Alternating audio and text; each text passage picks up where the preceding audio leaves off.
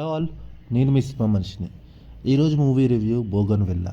ఇదొక half baked story, crime suspense జానర్లో వచ్చిన మూవీ. ఇలాంటి స్టోరీస్ మనం ఇప్పటికే చాలాసార్లు చూసాం. డైరెక్టర్ కొత్త సీసాలో పాత మందు పోసిచ్చాడు. అయితే కొన్ని ఎలిమెంట్స్ మాత్రం బాగా ఆకట్టుకుంటాయి. టేకింగ్ అన్న ప్రజెంటేషన్ కొంచెం కొత్తగా ఉంటుంది. ఇలాంటి మూవీస్కి డీటెయిలింగ్ అనేది చాలా ఇంపార్టెంట్. అయితే ఈ మూవీలో అదే మిస్ అయింది. కొన్ని ఎలిమెంట్స్ మనం ముందే గెస్ చేస్తాం. టైటిల్ చూసి ఏదో డిఫరెంట్గా ఉందని సినిమా మొత్తం చూస్తే కొంచెం డిసప్పాయింట్ అవుతాం. ఎటువంటి ఎక్స్పెక్టేషన్స్ పెట్టుకోకుండా చూస్తే మాత్రం ఓకే. ఈ మూవీ స్టోరీ విషయానికి వస్తే, Royce and Reethu wife and husband. ఒక యాక్సిడెంట్ వల్ల రీతు గతం మర్చిపోతుంది.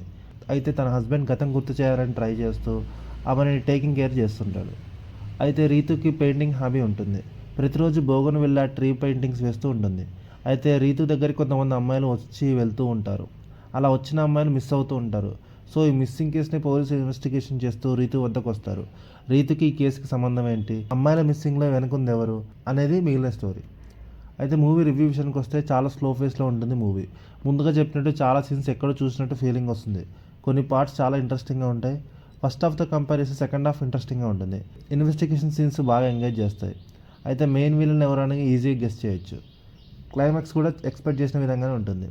ఇక పర్ఫార్మెన్స్ విషయానికి వస్తే, రీతు క్యారెక్టర్ చేసిన జ్యోతిర్మయి అయితే షో స్టీలర్ అని చెప్పొచ్చు. ఆమె హస్బెండ్గా చేసిన రాయస్ క్యారెక్టర్ చేసిన కొంచెం బోబున్ సూపర్గా యాక్ట్ చేశాడు. వీరిద్దరు యాక్టింగ్ చాలా డిఫరెంట్గా ఉంటుంది. ఇక పోలీస్ ఆఫీసర్ చేసిన ఫాద్ ఫాసిల్ చాలా ఇంపాక్ట్ క్రియేట్ చేశాడు. అతని యాక్టింగ్ గురించి చెప్పేది ఏముంటుంది. మిగతా యాక్టర్స్ అంతా బాగా చేశారు. టెక్నికల్గా మూవీ బాగుంది. మ్యూజిక్ అండ్ కెమెరా వర్క్ పర్ఫెక్ట్గా సూట్ అయ్యాయి. ప్రొడక్షన్ వాల్యూస్ కూడా బాగానే ఉన్నాయి. లొకేషన్స్ డిఫరెంట్గా ఉన్నాయి. ఇక డైరెక్ట్ అమల్ నీరజ్ స్టోరీని కొత్తగా చెప్పాలి ట్రై చేసి కొంతవరకు సక్సెస్ అయ్యాడు.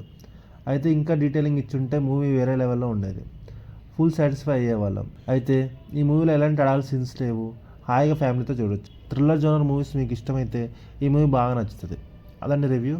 మీకు ఈ వీడియో నచ్చినట్టయితే సబ్స్క్రైబ్ చేసుకోండి. Thank you.